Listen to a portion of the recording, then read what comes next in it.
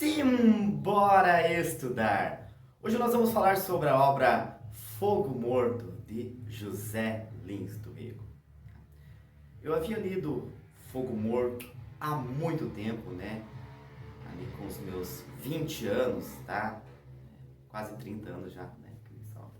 E eu li há pouco tempo, né? Para ajudar os alunos ali no vestibular, tá? Reli a obra. E, sinceramente, desta vez eu tive que ficar degustando essa obra por mais tempo, né? Tentar perceber ali tudo que a obra traz. Eu vou tentar resumir, gente, mas é muito difícil, tá? É muito difícil fazer essa análise aqui em pouco tempo, mas eu vou tentar ser o mais breve possível. A gente precisa se lembrar primeiramente, né, dessa obra, que ela faz parte de um ciclo, né? O ciclo da cana-de-açúcar, né? Do José Lins do Rego. José Lins do Rego, um autor, né, que viveu, né? Viveu ali bem, né, esse declínio, né, da cana-de-açúcar no Nordeste, tá?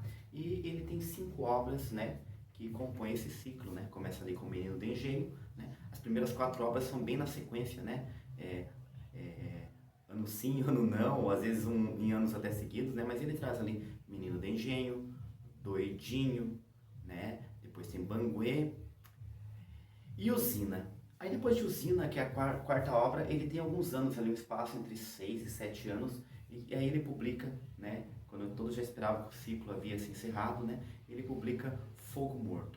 Né? Fogo Morto já com essa alusão do fogo, né, dos engenhos ter parado, e realmente Fogo Morto. Essa obra ela se divide em 3 partes, né, eu coloquei aqui as 3 partes para vocês visualizarem bem, né, começa ali com o mestre José Amaro, depois passa o engenho de seu Lula e o capitão Vitorino, tá?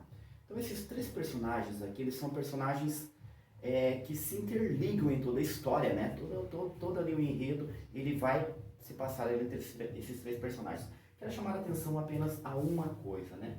Percebam que aqui nós temos o nome e aqui nós temos o engenho. Porque o engenho, ele é muito mais importante do que o seu Lula, tá? Esses 2 personagens aqui, eles são mais importantes do que seu Lula. Só que o engenho, ele traz ali uma importância muito grande para a narrativa, tá?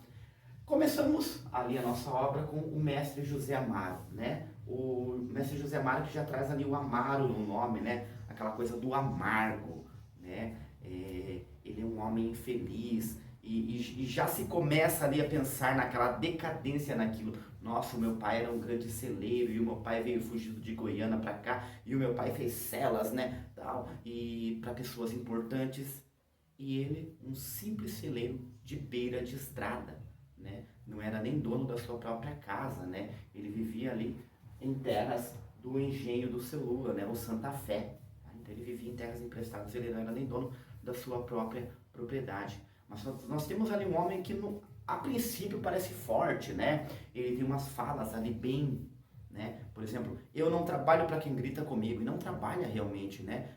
As pessoas chegam lá, o senhor faz um serviço lá pro coronel. Não, eu não faço, porque ele grita com as pessoas, eu não gosto disso.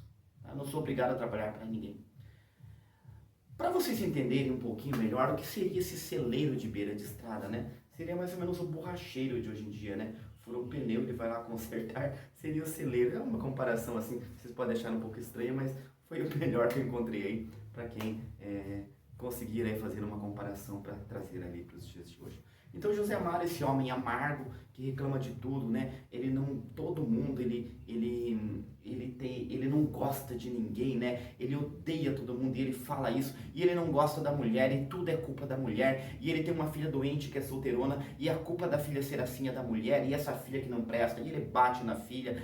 Então, ou seja, é um personagem assim que a gente começa tendo achar que ele é um personagem muito forte e depois a gente vê que é um personagem decadente, né?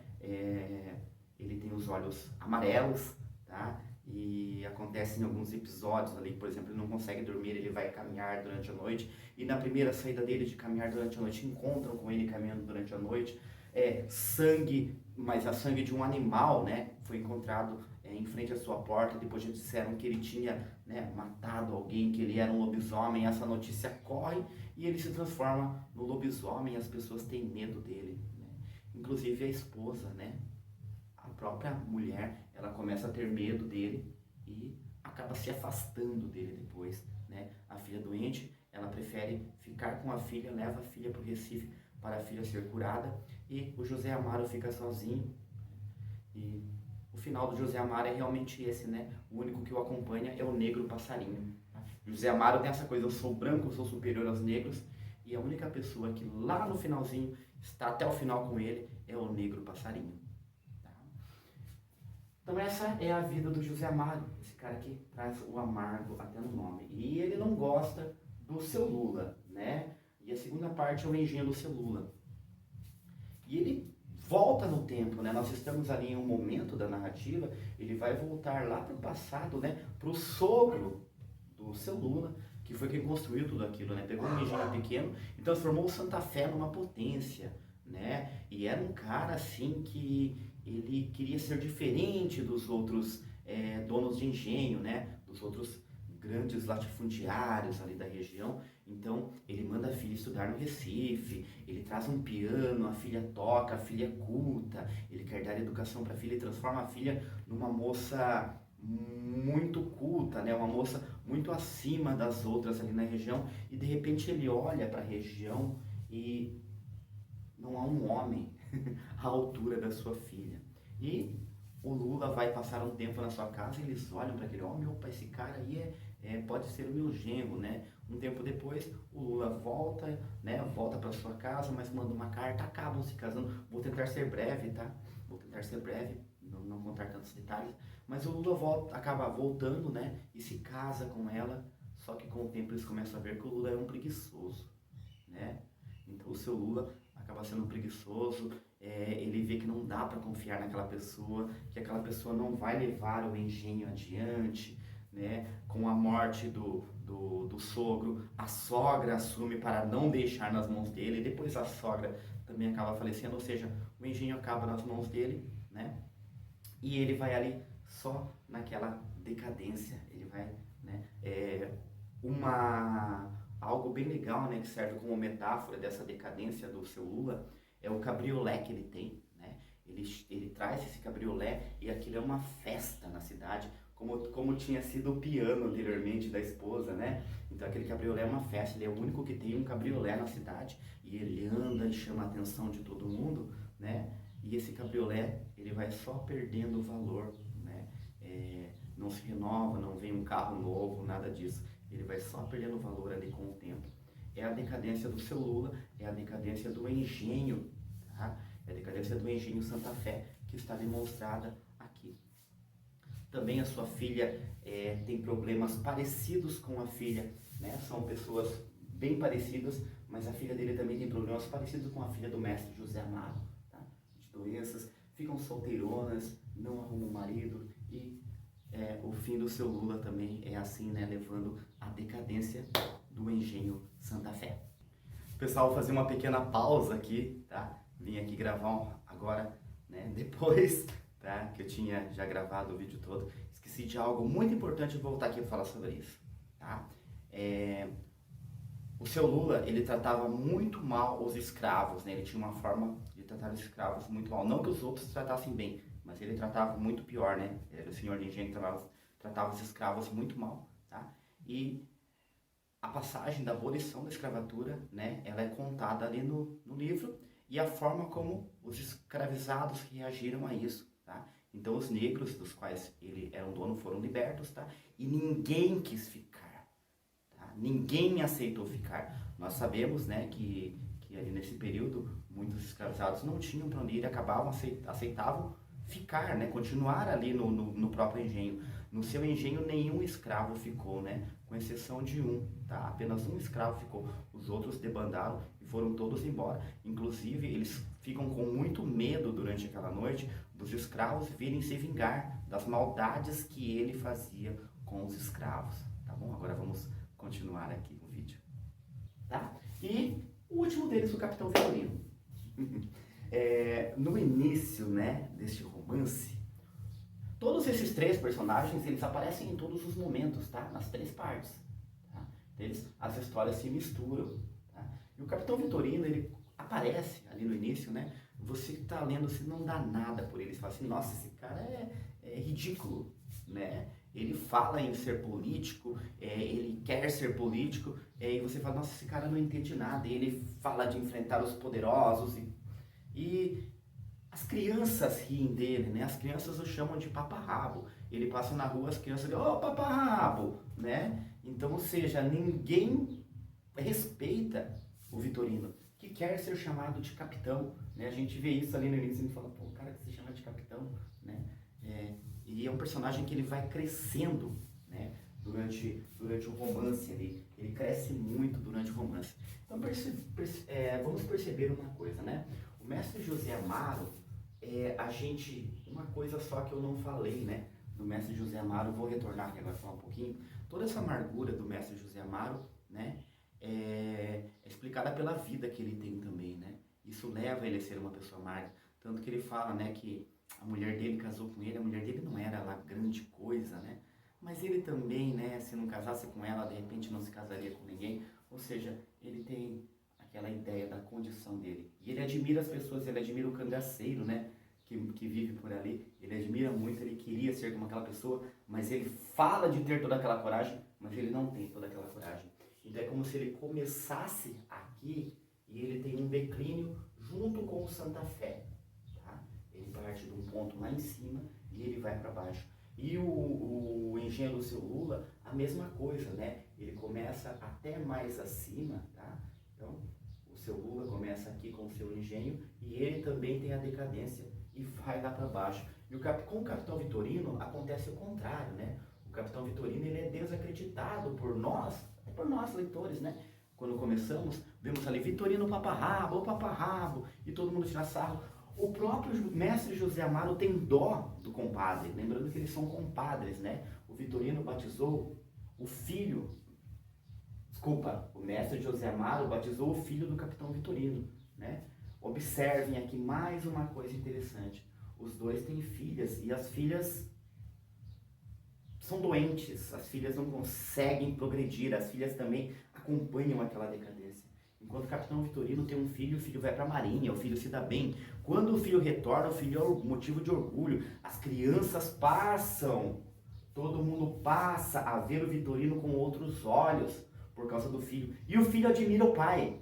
Isso é mais curioso, o filho admira a coragem do pai. E o Capitão Vitorino, então, ele é aquele personagem que ele começa lá embaixo e ele vai crescendo aos nossos olhos. Tá? E ele é o único aí que tem uma ascensão. Tá? Eu falei que ele quer ser chamado de capitão e as pessoas não o chamam de capitão no início. Né? Até o passarinho, que é o companheiro ali na morte do mestre José Amaro, não o chamam, passarinho sendo, né, um ex-escravizado, um negro, né? E o livro deixa isso muito claro, como os negros ainda sofriam muito naquela época, né? Eram muito rebaixados, né, perante a sociedade, tá? E até o passarinho não o chamava de capitão, né? E com o tempo, observa que até o passarinho vai chamá-lo de capitão, vai ter mais respeito por ele, né? Então o Capitão Vitorino, ele tem essa situação, ele tem a esposa dele, e desses personagens é o único que, apesar das brigas com a esposa não o abandona, né? O filho volta, o filho está no Rio de Janeiro, o filho volta lá para o Nordeste, né? Aí o filho fala, pai, eu queria que o senhor fosse morar comigo lá, eu estou bem, estou na marinha.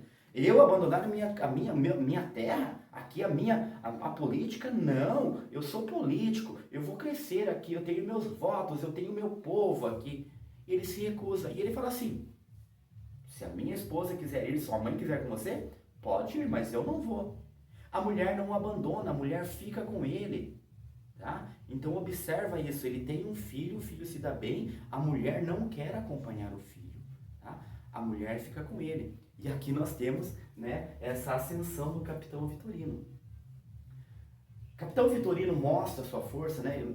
A gente tem como Capitão Vitorino até aquela lembrança do Dom Quixote, né? É um Dom Quixote às avessas ali, tá? É tirado sarro dele, né, o tempo todo, mas depois ele acaba mostrando o seu valor, tá? O Capitão Vitorino, ele parece muita falácia no início, né? E depois a gente percebe que realmente ele é um homem de coragem, ele tem a sua bravura, né? O Capitão Vitorino, ele é o único homem que enfrenta os cangaceiros, tá? E o curioso do Capitão Vitorino é que ele não defende um lado, ele defende a justiça, a justiça que ele acredita, né? Tanto para os pobres quanto para os ricos. Ele não gosta do capitão Lula de Holanda, ele detesta, mas quando os cangaceiros estão lá, ele falou, opa, peraí, é respeito, vocês não podem fazer isso. E ele enfrenta, ele toma uma sova, né? Ele apanha, mas ele enfrenta os cangaceiros sozinho, né? Quando o grupo lá do Tenente Maurício captura o mestre José Amaro, o Passarinho, o cego Torquato, né? Por dizer que esses estão dando apoio ao grupo dos cangaceiros, o mestre Vitorino vai lá, o capitão Vitorino, ele vai lá e fala assim, opa, peraí, não é assim não. Né? Esses homens não fizeram nada. E vai lá e briga por eles e consegue libertá-los. Enfrenta a tenente, apanha na rua, mas ele está lá, ele enxuga, ele seca seu sangue, né? Ele sangra, seca o seu sangue e está ali pronto de novo, tá? Então, é o único personagem aqui que nós temos uma ascensão. Apesar de ter cangaceiro, né? Isso não é tema deste livro, tá, gente? Se lembre muito bem. O tema aqui é a cana-de-açúcar, aqui é o ciclo da cana-de-açúcar e a decadência. E o Santa Fé, né? O engenheiro seu Lúcio Santa Fé, só vai abaixo, né? E conta todo esse declínio. E o livro termina exatamente, né, com a morte do José Amaro, né? O passarinho vindo contar a morte do José Amaro, e o engenho Santa Fé ali em declínio. Pessoal, espero ter sido breve e bem sucinto, tá? É uma obra maravilhosa, é uma obra que você vai ler, você vai ficar aí dias e dias e dias remoendo essa obra, tá? Obra bastante atual, para nós repensarmos também, né, como é a situação hoje.